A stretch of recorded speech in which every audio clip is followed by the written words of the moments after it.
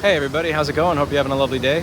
So Ben Jordan did a video that I'd like you all to watch where he goes over how easy it was to hack these flock cameras, and the part that got me was he's looking at one point at these people that are in a park, and there's this one guy that just walks up to a swing and does what a lot of people will do when they see a swing as an adult and they haven't been to a park for 20 years, and just look around and see if anybody's watching, and then they start swinging on the swing.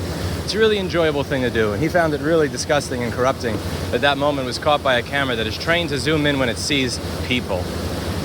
If you take a look, there's a website that we've created called alpr.watch. That's alpr.watch. And the purpose of this website is to allow people to learn when these cameras are scheduled to be installed in their particular state.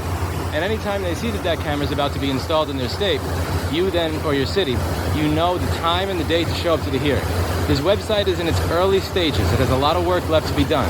I want the website to get filled up with the reasons that you can give to your city, local government, your city legislators, as to why it is you think that this should not be installed.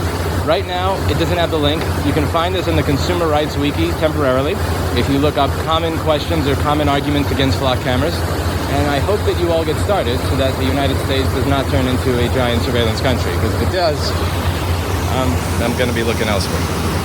That's it for today. And as always, I hope you learned something. I'll see you in the next video. Bye now. And I'll leave a link to Ben Jordan's video down below. It really did, it made me feel the type of way watching it. Thank you very much, Ben Jordan, for your work. And thank you very much to Snoot and the Clippies Zulip, which I'll also leave a link to down below, for putting together that beautiful website, alpr.watch, that's going to allow a lot of people to push back against this stuff once and for all. Look at this. Doesn't this look like the Staten Island Ferry? Looks just like the Staten Island Ferry that I used to take back in 2009.